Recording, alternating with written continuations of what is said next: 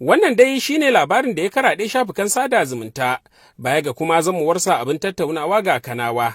Ganin yadda rahoton da jaridun Najeriya suka rawaito ya nuna sunan Abdulaziz Ganduje a matsayin wanda ya gabatar da koke ga hukumar yaƙi da zambar ta Najeriya wato EFCC.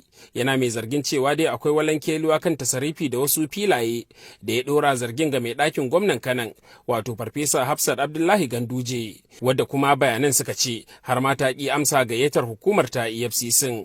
Abin da ya sa muka tuntuɓi hukumar ta EFCC don ji da gare su, amma sai dai har zuwa lokacin haɗa wannan rahoto shiru kake ji. To ko me doka ke cewa a Najeriya game da matsayin tuhuma kan matan gwamnoni? Tambayar kenan da newa barista Abba Hikima, wani lauya mai zaman kansa a jihar Kano. A iya abin da muka sani a dokokin Najeriya shine mutum kala hudu ne wanda ba a iya gurfanar da su a gaban kotu domin a yi musu shari'a ta hukuncin laifi.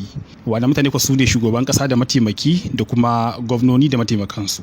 Bugu da ƙari shi wannan ofishi da ake ta magana a kansa ofishin matar gwamna ba ofishi ne wanda muka san shi a dokance ba, kawai abu ne wanda 'yan siyasa suke faɗa kuma abu ne wanda tsari yake tafiyar da shi. To amma kamar irin wannan yanayi da abu ne mai sauki tunda EFCC hukuma ce ta ƙasa, warrant za a bada daga hukuma ko daga kotu.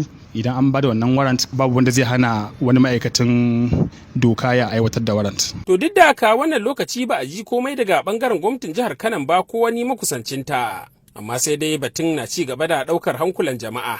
Comrade Kabiru Sa'idu Dakata, shugaban wata kungiyar fararen hula ne da ke rajin yaƙi da cin hanci wato Kaja, ya shaidar da tasu hangar.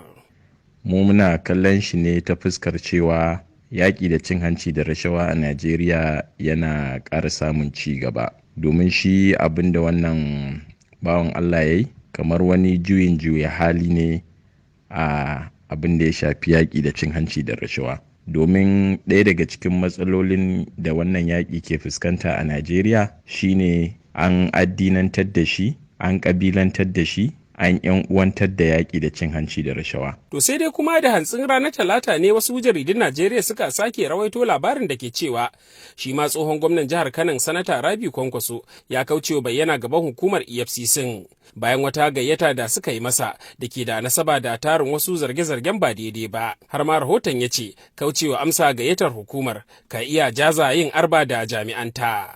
Abubakar Isa Ɗandago daga Kano, RFI.